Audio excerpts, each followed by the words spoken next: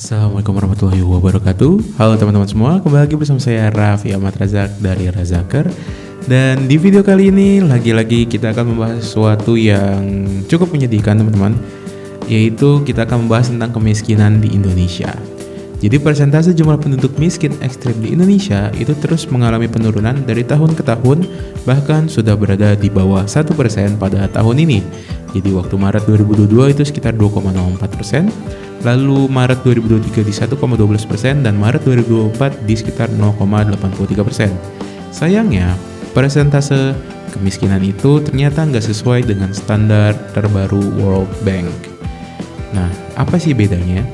Jadi Badan Pusat Statistik atau BPS itu masih menggunakan standar perhitungan Purchasing Power Parity atau P3 dalam 2014 yang merupakan standar lama, yaitu sebesar 1,9 US dollar atau jika dirupiahkan sekitar 29.500 rupiah per kapita per hari.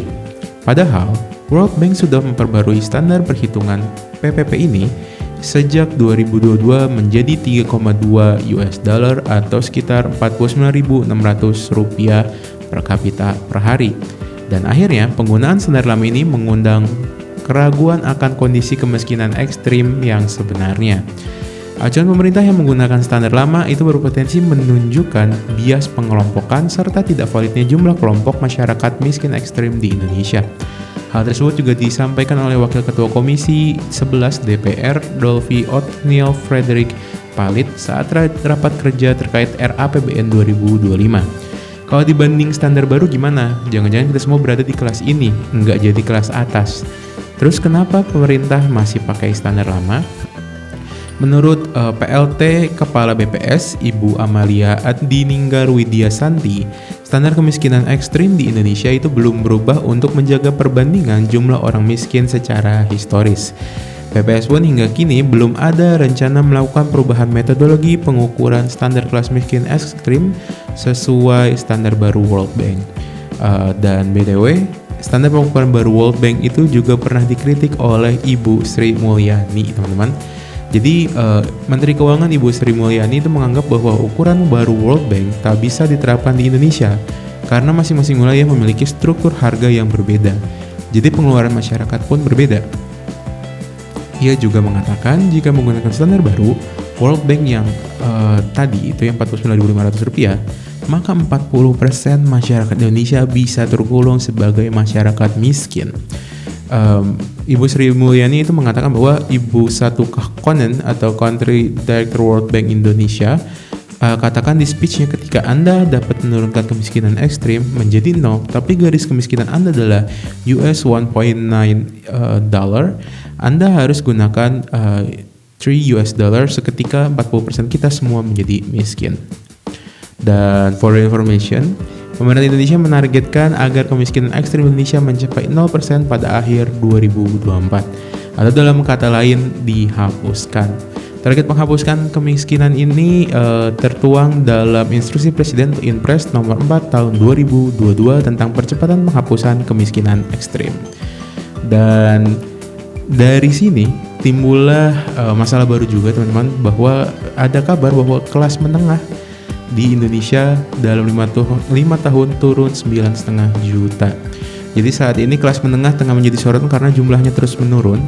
Kelas menengah merupakan individu dengan pengeluaran 2,04 juta rupiah hingga 9,9 juta rupiah. Dalam 5 tahun terakhir ada sekitar 9,48 juta orang yang keluar dari kelompok kelas menengah.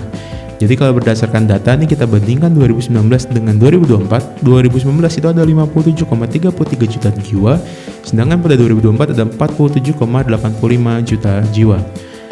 PLT Kepala BPS Ibu Amalia Adininggar Widiasanti mengatakan kelas menengah cenderung lebih dekat ke batas bawah pengelompokan kelas menengah yang sebesar 2,5 juta rupiah. Artinya, kelompok kelas menengah itu sangat rentan turun ke kelompok menuju menengah atau aspiring middle class.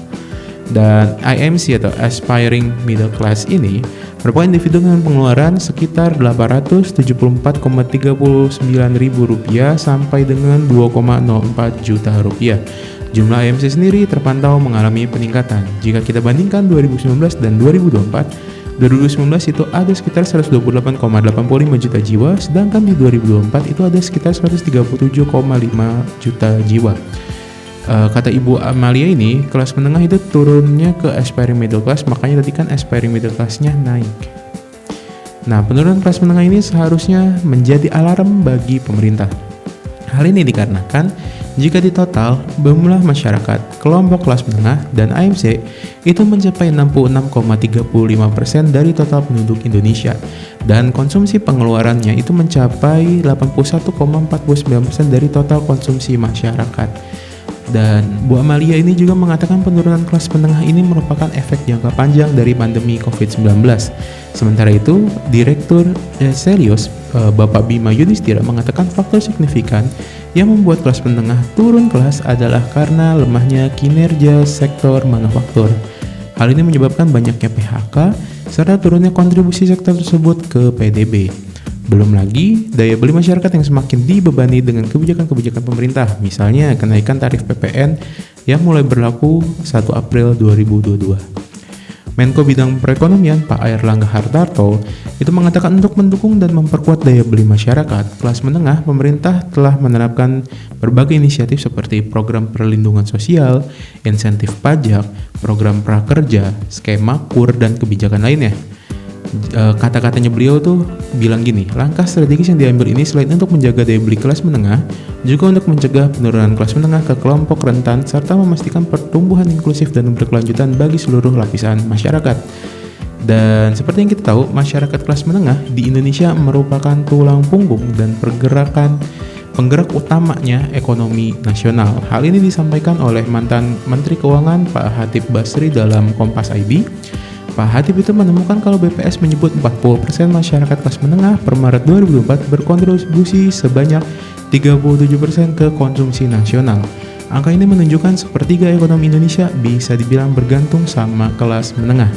Sayangnya, porsi kelas menengah itu tadi telah mengalami penurunan, dan di sisi lain kelompok masyarakat yang merupakan IMC tadi justru malah mengalami kenaikan dari 2019 hingga 2023. Lalu IMC ini itu tadi kelompok yang memiliki pengeluaran 1,5 kali hingga 3,5 kali di atas garis kemiskinan atau sekitar Rp825.000 hingga 1,9 juta per bulannya. Sedangkan kelompok rentan miskin memiliki pengeluaran 1 hingga 1,5 kali di atas garis kemiskinan sekitar Rp550.000 hingga Rp825.000 per bulan. Dan apa dampaknya saat ekonomi fluktuatif? Dampak untuk kelas menengah dan kelas bawah juga ya kena juga nih, merupakan dua kelompok yang terpukul pada saat kondisi ekonomi berubah seperti saat ini sedang agak resesi ataupun kemarin saat sedang pandemi. Ini terjadi karena kelas menengah itu bergantung kepada yang pertama itu pendapatan tetap. Jadi emang biasanya kelas menengah ini adalah orang-orang yang ya budak korporat lah kalau bahasa kitanya. Terus adanya kenaikan biaya hidup ya karena tadi ekonomi tadi. Lalu adanya utang. Nah, karena emang banyak banget utang di Indonesia itu rata-rata adanya di kelas menengah, justru bukan yang kelas bawah, bukan yang kelas atas. Lalu investasi dan aset mereka yang banyak miss karena tidak mempelajari dulu dan langsung main nyoba-nyoba aja, serta ketidakpastian pekerjaan karena memang sedang badai PHK, nyari kerja juga lagi susah, jadi ya makin parah deh. Dan dampak untuk kelas bawahnya itu juga lebih parah lagi. Jadi pada saat fluktuasi ekonomi, mereka itu akan ada keterbatasan ekonomi atau akses rendah kepada sumber daya dan pendapatan yang rendah. Lalu pekerjaan tidak tetap. Kelas bawah itu biasanya kan di sektor informal atau pekerjaan harian gitu, misalnya kayak tukang bangunan atau jualan atau semacamnya. Terus kesehatan, pendidikan juga perubahan ekonomi itu mempengaruhi akses kesehatan dan pendidikan kelas bawah seperti yang menggunakan kartu Indonesia Pintar ataupun kartu BPJS dan lain-lainnya gitu ya. Serta kesenjangan dan peningkatan angka kemiskinan bisa meningkat saat terjadinya pertumbuhan ekonomi. Apa menyebabnya merosotnya si kelas menengah ini makin banyak teman-teman?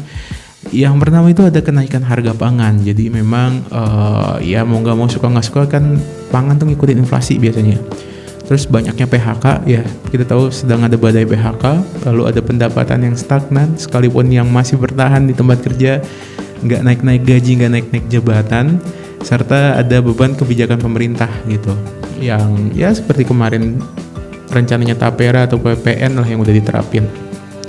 Pemerintah justru nggak yakin sama penurunan kelas menengah yang terjadi di Indonesia. Disampaikan oleh Menteri PPN atau Kepala Bappenas, Pak Soeharto Mono Arfa, yang menyebut kalau persentase kelas menengah di Indonesia memang menurun. Tetapi banyak dari mereka beralih profesi menjadi pekerja mandiri dan belum terdata. Soeharto mencontohkan saat ini banyak anak muda Singapura yang bekerja jarak jauh.